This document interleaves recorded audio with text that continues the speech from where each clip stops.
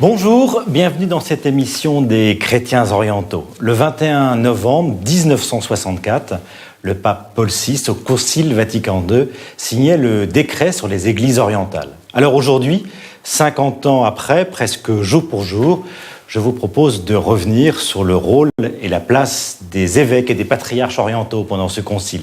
Et puis nous allons voir aussi comment ce décret sur les églises orientales a changé les relations entre le pape, Rome et les églises catholiques.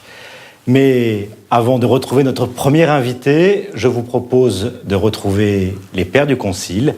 Place aux images d'archives avec Véronique Beaulieu. Le Concile Vatican II, réuni à Rome dès 1962, compte plus de 2500 évêques. Parmi eux, des pères orientaux dont nul ne contestera le rôle ni l'influence. Leur nom, le patriarche Maximos IV, Melkite. Pour les maronites, le patriarche Paul-Pierre Méouchi. Monseigneur Elias Zogby, surnommé l'enfant terrible du concile, et Monseigneur Edelby, qui se consacrera à la préparation du concile. La commission anté-préparatoire avait différents sujets de travail. La question des transferts de rites, le culte commun avec les chrétiens d'Orient, la réconciliation des dissidents orientaux. Le pape Jean XXIII nommera sa béatitude Aradadjian, arménien, président de la commission des missions. Le patriarche Maximos IV s'affirmera haut et fort comme oriental face à une majorité issue de l'Église latine. Par mesure de protestation, il refuse de participer à la séance inaugurale du concile. Le patriarche des Melkites, Maximos IV, a expliqué en latin qu'il ne parlerait pas latin pour bien montrer à tout le monde qu'il n'était pas membre de l'Église latine, mais successeur de Saint-Pierre dans l'Église d'Antioche. J'ai dit ce que j'ai cru en conscience devoir dire. J'ai dit la vérité. La vérité est souvent blessante, mais la vérité fait du bien. Et rien ne peut sauver l'Église comme la vérité. Je l'ai toujours dite et je la dirai toujours. Les problèmes d'aujourd'hui sont posés sur une chose mondiale. Et il faudrait des personnes très ouvertes. Peut-être que la curie, dans sa forme actuelle, n'est pas suffisamment ouverte. 21 novembre 1964, c'est la date de la signature de la déclaration au Concile Vatican II du décret sur les églises orientales. Parmi les questions évoquées figurait celle du statut des patriarches. Pouvaient-ils participer à l'élection du pape au même titre que les cardinaux ? Ainsi que la question de la célébration de la fête de Pâques à la même date pour tous les chrétiens. Cette question demeure toujours aujourd'hui. Les leaders de cette commission se plaignaient aussi de n'être pas convoqués pour les travaux d'intercession qui ainsi restaient dans les mains d'experts habitant à Rome, selon l'expression de Monseigneur Edelby. Chaque jour, au concile, la liturgie était célébrée dans un rite différent.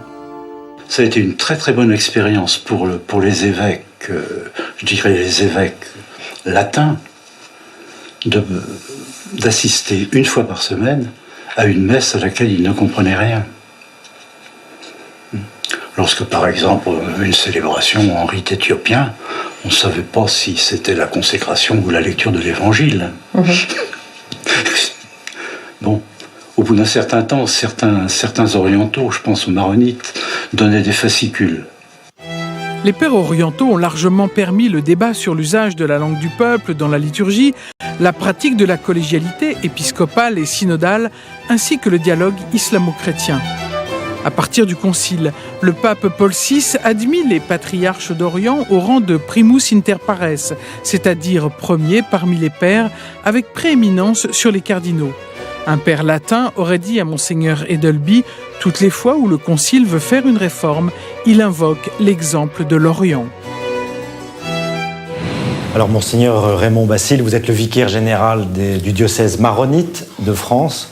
On a l'impression, en regardant ces images, que ce concile Vatican II a été une expérience assez extraordinaire, puisque depuis plus de 100 ans, il n'y avait pas de rencontre entre finalement les évêques orientaux et les évêques latins. Là. Ça a été une expérience d'église. Effectivement, c'était une occasion à saisir. Tous les évêques du monde entier, plus que 2500 personnes qui sont retrouvées à Rome avec des experts, des théologiens qui vont venir du monde entier. Alors les orientaux, ils font partie. Ils vont prendre place à ce concile important. Ils vont prendre la parole et ils vont participer d'une manière très active. Ils ont été un peu les poils à gratter. Donc, quand on voit le patriarche Maximos, par exemple, qui dit « Moi, je ne parlerai pas en latin parce que c'est pas ma langue », ils ont une liberté de parole, là, non ? Surtout qu'il ne faut pas oublier qu'il était âgé de 84 ans. Il était accompagné par son synode des évêques, les autres maronites également, les syriaques, ils étaient là. Ils n'ont pas cherché à faire des galanteries à l'Église latine. Au contraire, ils ont dit ce qu'ils pensaient sur le sujet. Quel était un peu le rôle des orientaux pendant le concile, finalement ? Ils ont joué un rôle important sur plusieurs axes. Au moins 3, on peut citer les 3 axes importants sur l'affaire de l'Esprit Saint, surtout que l'Église latine avait proposé de parler de l'ecclésiologie et de la christologie sans faire allusion à l'Esprit Saint. Alors les orientaux, d'une manière unanime, que ce soit Maximos ou bien les autres églises maronites et autres, ils vont revenir sur le sujet, ils vont parler de l'œcuménisme et ils vont parler aussi à la relation de l'Église catholique aux autres religions, notamment l'islam et le judaïsme. Est-ce que l'Église latine a changé son regard sur les églises orientales grâce à ce concile ? Ce n'est pas un changement de regard, mais c'était plutôt un intérêt commun. C'est-à-dire que ces églises orientales pouvaient être un pont vers un monde nouveau, qui est le monde musulman, qu'on commençait à découvrir à cette époque-là d'une manière plus claire, parce que les églises orientales sont en contact permanent avec ces communautés et ces confessions différentes, judaïsme et islam, et en même temps, il y a un intérêt commun pour l'Église catholique d'Orient comme d'Occident. Le Concile a décidé que les droits et les privilèges des patriarches seraient restaurés comme dans l'ancien temps. Qu'est-ce que ça veut dire exactement ? C'est-à-dire les orientaux, ils vont rappeler même à l'Église de Rome qu'elle est un patriarcat parmi les 5 patriarcats. Et c'est ce que Paul VI va saisir pour dire qu'il est premier parmi ses confrères, les aussi des autres églises catholiques d'Orient. C'est un premier point sur ce sujet-là. Les églises orientales rappellent au siège de Rome qu'elle est une église avec son ancienneté patriarcale, bien entendu, mais en même temps, c'est une affaire synodale, conciliaire, qu'il faut trouver un juste milieu pour décider des affaires de l'église, de l'ensemble de l'église. C'est-à-dire que les églises ont gagné un peu plus en autonomie ? C'est pas uniquement l'autonomie, mais une juridiction qui est encore revendiquée jusqu'à présent universelle, comme celle du pape. Une des choses aussi importantes des décrets de ce concile, et ça se vit encore aujourd'hui, partout on pourvoira donc au maintien et au développement de toutes les églises particulières, et en conséquence, on instituera des paroisses et une hiérarchie propre là où le bien spirituel des fidèles le requiert. Mais quel est l'accueil de l'Église latine quand vous souhaitez avoir de nouvelles paroisses, par exemple ? C'est un accueil à la fois, j'allais dire, bienveillant, et en même temps un peu méfiant, parce que qu'est-ce que ça veut dire une paroisse au sein d'une paroisse latine ? Comment gérer ces fidèles qui étaient au service de l'église locale, d'une église latine, qu'on va rappeler leur tradition, qu'on va chercher à les fédérer à un projet commun, à une structure qui est la leur, quoi. Mais en même temps, le concile redit que c'est important de pouvoir garder son rite. C'est-à-dire qu'il ne faut pas que les orientaux qui quittent le Moyen-Orient deviennent des paroissiens dans une église latine. Moi, je pense au-delà du rite. D'ailleurs, le patriarche Maximos IV, au cours du Concile Vatican II, il ne va pas s'attarder sur l'affaire du rite. Il va passer sur la culture et il va passer sur l'aspect, qu'est-ce que ça véhicule, la spiritualité orientale. Il va témoigner que cette spiritualité antiochienne est toujours d'actualité. Elle peut être aussi un modèle à imiter dans les églises locales en Orient, mais ça peut être aussi un idéal à proposer aux autres églises. Et du coup, nous aussi, au cours de notre installation depuis 2 ans, nous cherchons à mettre en valeur notre patrimoine oriental. Ce n'est pas uniquement une question rituelle, de rite, de liturgie, c'est au-delà de ça, c'est une spiritualité, pour ne pas dire un mode de vie. Finalement, ce concile, il demande aux fidèles, aux églises, de garder et d'être fidèles à leurs racines. Fidèles à leurs racines, à la mémoire de leurs ancêtres, et en même temps de garder cette diversité au sein de l'Église. C'est ce qui est important, la pluralité de la parole au sein de l'Église catholique, c'est une chose très importante. Et d'ailleurs, cette notion de collégialité, de diversité, c'est ce qui crée l'unité, c'est ce que dit le Concile. Voilà, il faut garder cette diversité dans la collégialité et dans la synodalité également. Une chose importante aussi, un petit peu révolutionnaire à l'époque, c'est que le décret du Concile permet d'avoir l'hospitalité des sacrements eucharistiques entre Église orientale catholique et Église orientale orthodoxe. Quand il n'y a pas un prêtre de sa propre communauté, on peut aller chez les autres. C'est révolutionnaire, ça, pour les C'est révolutionnaire. Il ne faut pas oublier que la plupart de ces églises orientales qui ont participé au Concile Vatican II sont issues des églises orthodoxes. Et ils avaient le souci de garder l'unité, de garder cet esprit évangélique, de garder l'aspect d'accueil mutuel à la table eucharistique. À part l'église maronite qui n'a pas de branche orthodoxe, qui n'est pas issue de l'orthodoxie, les autres églises orientales, melkites, syriaques, arméniennes, avaient le souci de leurs églises, entre guillemets, mères, parce qu'ils voulaient garder quand même un rapport qui est adéquat et qui est aussi juste avec ces églises de tradition orthodoxe. Monseigneur Basile, là, nous sommes 50 ans, quasiment jour pour jour, après ce décret sur les églises orientales. Qu'est-ce que vous gardez de ce concile ? C'est un moment d'église important, qu'il a beaucoup fait parler de lui à l'époque. Il ne faut pas oublier que beaucoup de prêtres, beaucoup de religieux, religieuses, de laïcs ont participé de l'Orient. Malheureusement, les événements de ces pays-là ont empêché la réception totale et quasiment totale dans les pays d'origine, c'est-à-dire en Syrie, au Liban, en Égypte. Comme les pays, ils ont connu des périodes de guerre suite au Concile Vatican II, eh bien la réception n'était pas la même chez eux comme en Occident. Donc il faut encore recevoir le concile aujourd'hui ? Il faut toujours le recevoir, il faut toujours penser comment le proposer à des fidèles qui l'ignorent complètement. Merci Monseigneur Raymond, on a beaucoup cité de noms d'églises pendant notre entretien et je vous propose maintenant de revoir cette diversité des églises orientales catholiques. C'est un sujet de Jean-Claude Salou.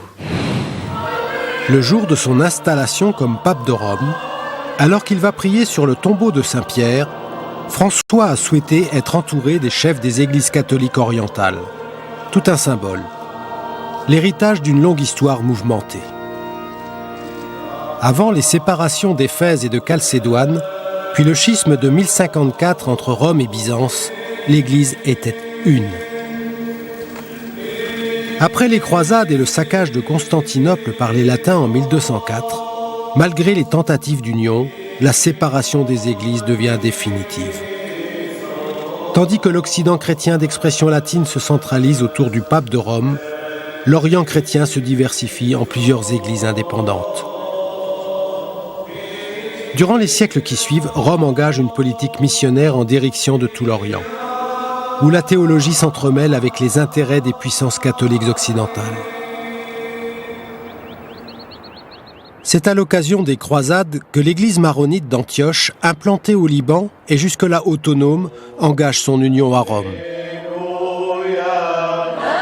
Ensuite, entre le XVIe et le XXe siècle, au Proche-Orient, en Inde du Sud, en Europe de l'Est, d'autres églises de rite oriental vont s'unir à Rome, par ralliement d'une partie du clergé et des fidèles. Se constitue alors, à côté de chacune des églises orientales dites orthodoxes ou apostoliques, un pendant catholique uni à Rome, les églises catholiques orientales. L'église catholique chaldéenne naît en 1553 en Mésopotamie. L'église grecque catholique ukrainienne est créée lors de l'accord d'union de Brest-Litovsk en 1595. Les Syriaques suivent, puis les Roumains, les Melkites et les Arméniens, entre autres.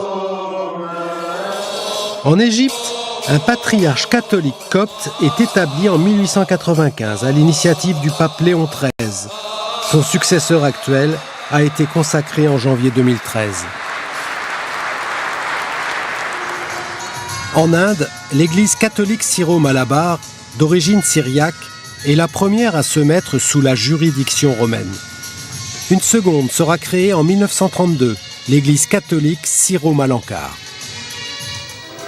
Aujourd'hui, les églises catholiques orientales se caractérisent donc par le fait d'être en communion avec le pape, dont elles reconnaissent la primauté, tout en jouissant d'une autonomie certaine. Au nombre de 23, elles sont très diverses par la taille. L'église grecque catholique hellène compte moins de 5000 fidèles, tandis que les Indiens catholiques orientaux sont plusieurs millions. Elles continuent à utiliser leurs rites et la langue qui leur est propre. Copte, syriaque, arménien, guèze pour les Éthiopiens par exemple, et certaines traditions comme l'ordination d'hommes mariés. Elles diffèrent par le type d'organisation. Elles peuvent être patriarcales, archiépiscopales, métropolitaines. Aujourd'hui, plusieurs patriarches ou archevêques orientaux sont cardinaux et électeurs du pape. Alors, Père Christian Chrysanthe, d'abord, merci de nous accueillir ici dans votre chapelle, j'allais dire, de la communauté historique roumaine à Paris. La communauté grandit tellement qu'aujourd'hui, vous allez pas très loin d'ici, chez les sœurs de Marie Réparatrice pour les messes dominicales. Alors, merci de nous accueillir. Vous êtes aussi docteur en droit canon, c'est-à-dire c'est le droit de l'Église, et vous allez nous aider un petit peu à réfléchir et à comprendre le lien entre Rome et les églises catholiques orientales. Alors, peut-être commençons par le lien spirituel. C'est un lien spirituel, un lien qui indique beaucoup combien pour les orientaux catholiques cette communion avec les successeurs de Pierre, avec l'évêque de Rome, soit importante. Je peux donner comme exemple la lettre que le pape Jean-Paul II a adressée à notre Église gréco-catholique roumaine en 2000, au 3e centenaire de son union avec l'Église de Rome, en disant que l'identité de notre Église roumaine est liée aux 3 éléments principaux. C'est l'identité byzantine, ensuite la communion avec le siège de Pierre, et le 3e, c'est cette étape de persécution que notre Église a vécue pendant 50 ans en Roumanie. Donc la communion avec le pape de Rome est tellement importante que pour nous est liée comme élément identitaire. Vous priez pour le pape pendant les liturgies, mais comment est-ce que vous vous sentez dans une communion différente des églises orientales non catholiques? La communion que nous vivons en tant qu'orientaux catholiques, ce n'est pas tout à fait la même chose que ce que les églises orientales non catholiques vivent. Et c'est beaucoup lié aussi au niveau de l'autonomie qu'ils ont et que nous vivons en même temps. Donc on peut dire que nous vivons une autonomie relative à des normes canoniques très bien définies et promulguées justement par le législateur suprême qui est le pape de Rome. C'est-à-dire que, par exemple, il y a le droit de l'Église, il y en a un pour l'Église latine et un pour les autres églises et les églises orientales. Exactement. Donc, le droit pour l'Église latine a été promulgué en 1983. Par contre, le droit des canons pour les églises orientales a été promulgué en 1990 par le même législateur, le pape Jean-Paul II. On a parlé du lien spirituel, mais le lien hiérarchique. On dit que les églises orientales ont une autonomie. En quoi consiste cette autonomie ? Cette autonomie que nous avons, par exemple l'Église gréco-catholique roumaine, s'exprime à des différents niveaux selon le caractère et la physionomie de chaque église sui iuris. Une église patriarcale ou une église qui est archevêché majeur a un niveau d'autonomie beaucoup supérieur par rapport à une église métropolitaine sui iuris. Alors, si on veut synthétiser les choses, les grandes églises sont beaucoup plus autonomes que les petites églises. Exactement. Père Christian, vous êtes, en plus de curé de Paris, vous participez en tant qu'observateur, en tant que notaire, je crois, au synode de l'Église gréco-catholique roumaine. Donc vous voyez cette collégialité, cette synodalité entre les évêques. Comment ça se passe, les prises de décision ensemble ? Donc, le synode, d'abord, il est convoqué en Roumanie par l'archevêque majeur, sa béatitude, le cardinal Lucian, c'est lui qui convoque les évêques, c'est lui qui préside ensuite l'assemblée synodale. L'assemblée synodale se passe dans une manière très collégiale, présidée par l'archevêque majeur, et ensuite chaque évêque, après avoir fixé l'ordre du jour, chaque évêque expose ensuite ses différentes opinions. Il y a un modérateur, si vous voulez, et tous les autres écoutent ce qu'un évêque a à dire. Donc c'est une atmosphère vraiment collégiale et dialectique, si vous voulez, dans les différentes rencontres des différentes idées et opinions. Alors, en même temps, le synode, c'est différent de ce que l'on vient de vivre ici en France, où les évêques étaient rassemblés à Lourdes, dans la conférence des évêques de France. C'est deux choses totalement différentes.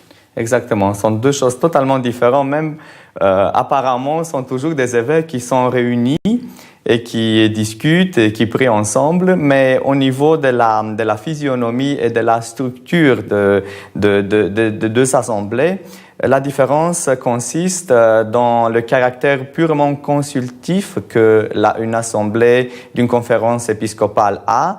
Et par contre, le synode d'une église patriarcale ou archiépiscopale majeure est délibératif. C'est-à-dire que les évêques du synode d'une église orientale votent et prennent des décisions ensemble. Ensemble, à l'intérieur du synode, le synode décide et l'archevêque majeur ou bien le patriarche qui effectue la promulgation, et cette loi devient loi pour toute cette église particulière. Par contre, différentes lois doivent être tout simplement envoyées à Rome pour informer.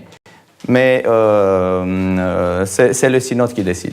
Comment est-ce que, par exemple, sont élus les patriarches ou les archevêques majeurs? C'est-à-dire que c'est le titre du chef de l'Église pour les églises qui n'ont pas de siège historique patriarcal. Cette élection du patriarche ou de l'archevêque majeur montre très bien combien ce degré d'autonomie a été reconnu et codifié dans la loi des églises orientales. Le patriarche, il est élu par le synode des évêques, par le synode patriarcal. C'est-à-dire c'est les évêques qui se réunissent et qui élisent. Exactement, qui élisent un d'entre eux. Et ensuite, le nouveau patriarche qui a été élu demande lui-même la communion ecclésiastique. Qu'est-ce que ça veut dire? C'est un geste de communion qui, dans les dernières décennies, s'exprime à travers une célébration eucharistique. Normalement, le Saint-Père appelle à Rome le nouveau patriarche et il concélèbre avec lui une sainte messe. Au niveau de la nomination des évêques, par exemple, est-ce que c'est le synode, donc l'assemblée des évêques de l'Église, qui élit l'évêque, ou est-ce que ça passe par Rome? Le synode, c'est le synode dans l'Église patriarcale et archiépiscopale majeure qui effectue l'élection des évêques. Suite à l'acceptation que le Saint-Siège a donnée à une liste qui a été précédemment envoyée. Mais l'élection, elle est effectuée à l'intérieur du synode. Et c'est très suggestif, même la formule qui indique même sur le journal du Vatican, Observatore Romano, qui indique bien que le Saint-Père a donné l'accord à l'élection qui était canoniquement faite par le synode de cette église patriarcale ou archiépiscopale majeure. Alors j'imagine que pour les plus petites églises, là c'est Rome qui directement... Oui. Je pense à l'église des Grecs-Hellènes parce qu'elle existe en France, à Cargèse. Là, le chef de l'église est nommé par Rome. Est nommé par Rome. Et Rome, plus exactement, on peut comprendre Rome comme la congrégation pour les églises orientales, qui est un petit peu un ministère, si vous voulez, à travers lequel l'évêque de Rome agit et gère pour les biens de toutes les églises orientales dans le monde. Alors, une des différences quand même entre l'église latine et les églises orientales, celle qui est peut-être la plus connue par les gens, c'est l'existence de prêtres mariés dans les églises orientales. Ça, c'est une possibilité qui a été confirmée par le Concile. Exactement. C'est une possibilité que des hommes mariés soient ensuite ordonnés prêtres. C'est une tradition légitime que l'Église catholique a toujours acceptée et mise en valeur, par contre, comme le spécifique dans les églises orientales catholiques. Finalement, vous avez pratiquement une autonomie totale, non ? Une autonomie totale, ça risquait de confondre la physionomie des églises orientales catholiques avec les églises orthodoxes. Par contre, notre autonomie reste quand même relative. Et elle est relative justement aux lois canoniques et à la discipline qui a été fixée par les législateurs suprêmes de l'Église. Par exemple, dans le même esprit, si vous voulez, on peut parler même d'un principe de subsidiarité, le pape de Rome intervient seulement si l'action du synode n'a pu aboutir. Et si nous avons parlé de l'élection de l'évêque, si dans les 15 jours après la convocation du synode, Une élection n'a été pas faite par ceux-ci. C'est Rome, c'est le souverain pontife qui intervient dans ces cas-là. Père Christian, quel est pour vous le fruit principal du Concile Vatican II pour les Églises orientales ? Je pense que le fruit plus important pour toutes les Églises orientales, c'était cette découverte que la grande Église catholique a faite de l'identité, de la diversité des différentes Églises et traditions orientales au sein de la catholicité, si vous voulez. Par contre, dans les différents documents pontificaux, Rome nous invite à redécouvrir, à revenir aux sources, donc à cette pureté originale.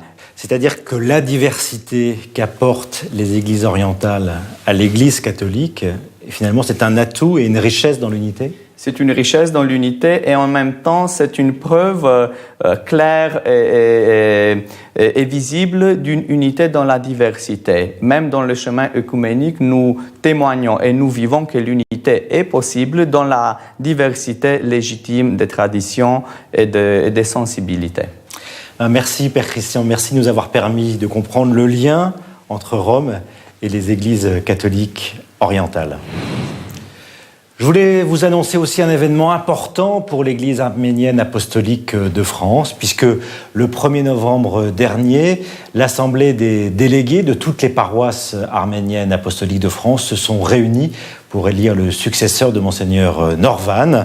Et avec plus de 2/3 des voix, ils ont élu Monseigneur Van Hovhannissian, qui est actuel évêque de Grande-Bretagne et d'Irlande.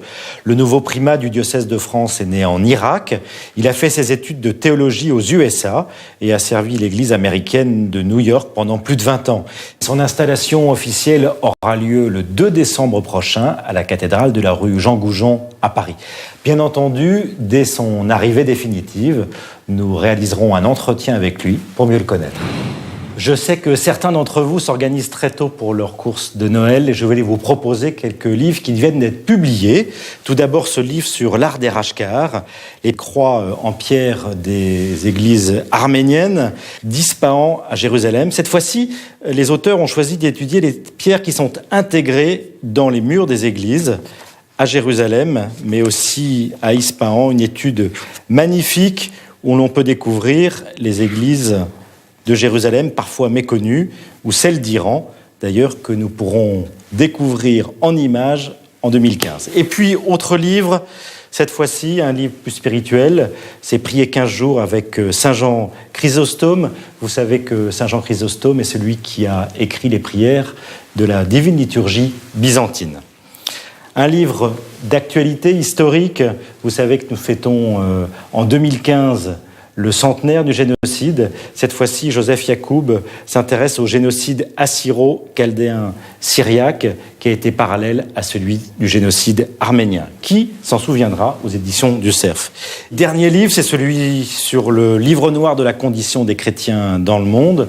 Un ouvrage d'actualité mais aussi historique. Chaque pays est étudié et on sait qu'au Moyen-Orient, la situation des chrétiens d'Orient est particulièrement dramatique. Toutes les références de ces livres-là, vous les retrouverez sur le site internet de l'émission. Prochain rendez-vous avec les chrétiens orientaux, ce sera le 21 décembre. Ce sera le 3e volet de notre série de documentaires consacrée aux chrétiens d'Iran. Nous serons à Oromia, dans les communautés fondées par l'apôtre saint Thomas. Merci de votre fidélité. Bon dimanche. Au revoir.